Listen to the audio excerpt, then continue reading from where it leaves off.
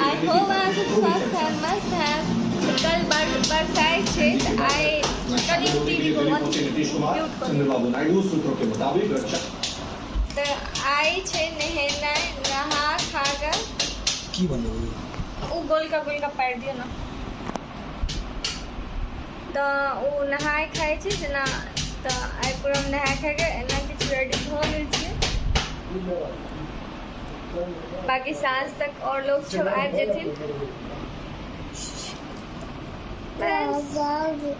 Mehndi वेहंदी light देते ठीक है। मेहंदी खराब चुकी है।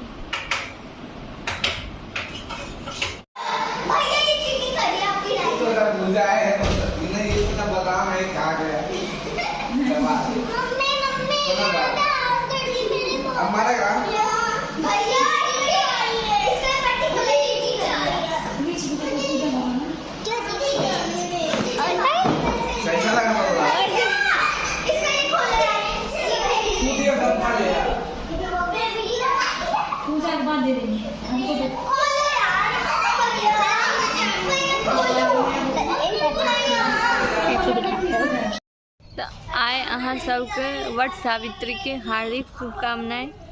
तो हम एक दाँत उन कऽ के बैसल छियै तो बाकी सब अंदर गेल छथिन। तब एक बेर और चाय हेतै, एक बेर चाय पी लेने छी, फ्रेश फील नहीं होइ छै। और बताओ अहाँ सबके की होइ छै? छोड़ू, बाकी पूरा लुक देखे ला भेटत अहाँके। एतो सब तैयार भ के प्रसाद पूजे ला आबि गेल छै। बाकी कनी मनी जे छोट मोट चीज रह जाए छै सएह सब जोत बत्ती सब कऽ रहल छै।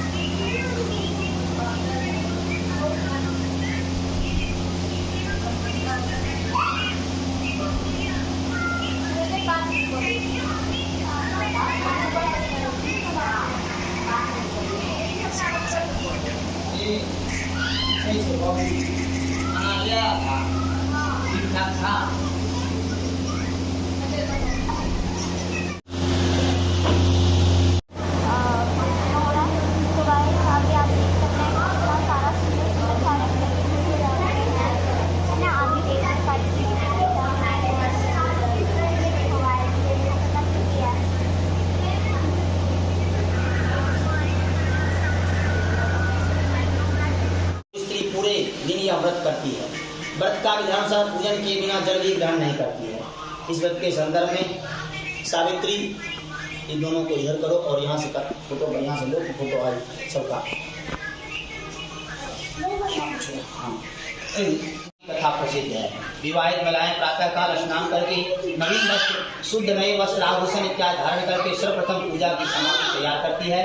पूरी हलवा आटे में शहद गुड़ चीनी डालकर प्रकृति के फल के आकार की गोलियां बनाकर घी में सेक लेती है। फिर इन्हीं को सूप में पिरो करके माला बनाती है। पश्चात एक शुद्ध थाली या थाल में पूजा सामग्री भर के मिष्ठान पकवान सजाकर रख लेती है। इसमें शुद्ध जल का कलश, फल, धूप, दीप, चावल, कुमकुम, चने, गुड़, रोली, कच्चे धागे इत्यादि सामग्री लेकर के बरगद यानी भर के पेट की पूजा करने जाती है। यदि वृक्ष तक जाना किसी कारण संभव नहीं होता तो घर पर पेड़ की फल सहित एक टहनी लमवाकर उसी की पूजा कर ली जाती है। यदि अभी संभव न हो तो एक कागज पर में, दीवार पर में वट वृक्ष का चित्र बनाकर पूजा कर ली जाती है। वास्तव में यह स्थिति व्यवहारिक रूप से कुछ में मान्यता भी है। अनेकों हिंदू नारियों की दीवार पर चित्र बनाकर पूजा संपन्न करनी पड़ती है। इस प्रक्रिया से व्रत का प्रभाव जरा भी प्रभावित नहीं होता है, क्योंकि व्रत श्रद्धा, विश्वास, आस्था, नियम, निष्ठा से जुड़ी हुई है।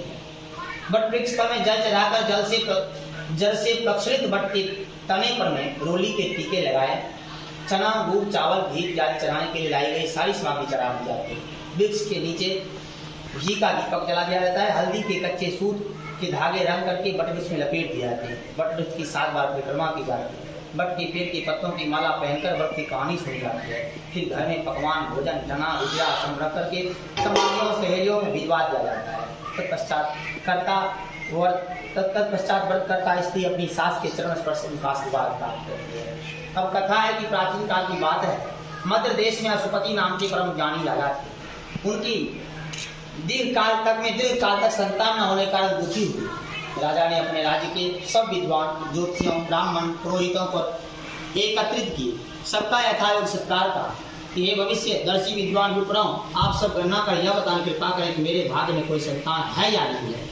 तत्काल राजा के प्रश्न का उत्तर देने के लिए विद्वान ज्योतिषियों ने अपनी ज्योतिष गणनाएं प्रारंभ कर दी। कुछ समय तक गंभीर होकर राजा की ओर देखने लगे। राजा ने कहा, आप लोग संकोच क्या करके, सही से बैठो, संकोच क्या करके सच्ची बात कहिए।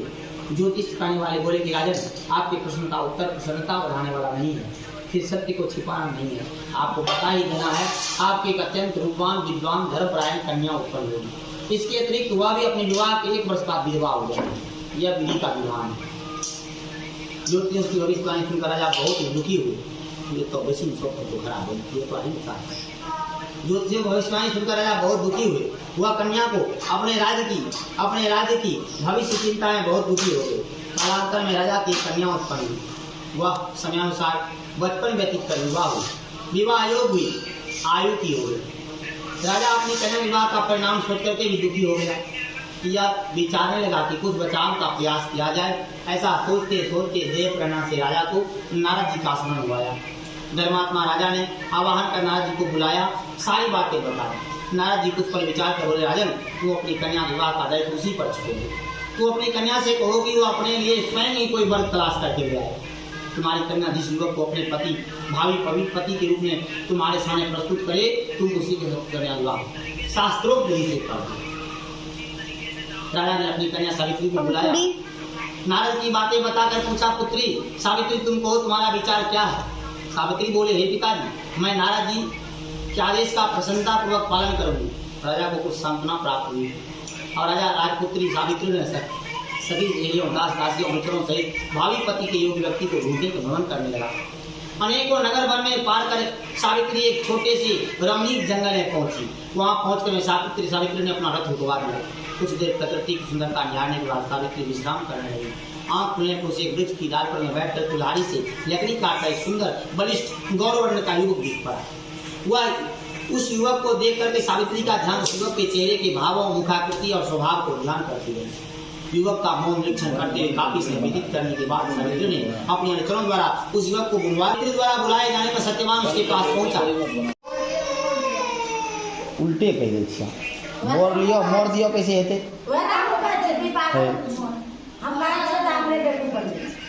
मोर दियो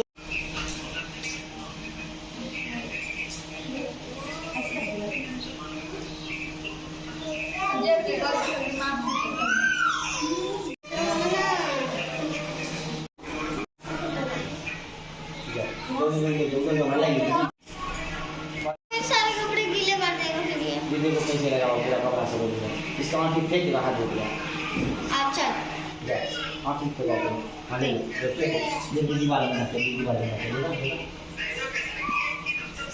मार से कोई चले जाओ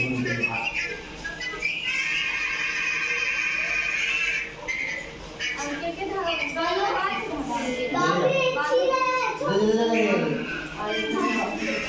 ले मान ले दोनों बात हाथ हो गया जाते मगाम पानी आवे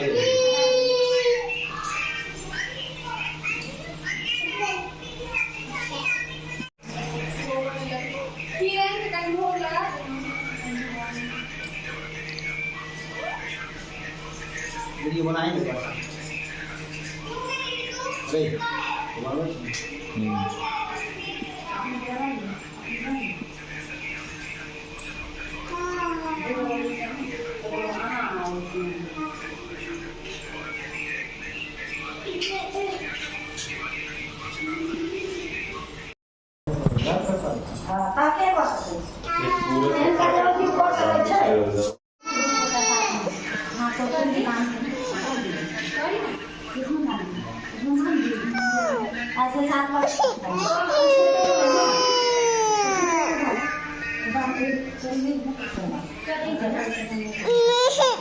બીજો જ ને કરો જ ને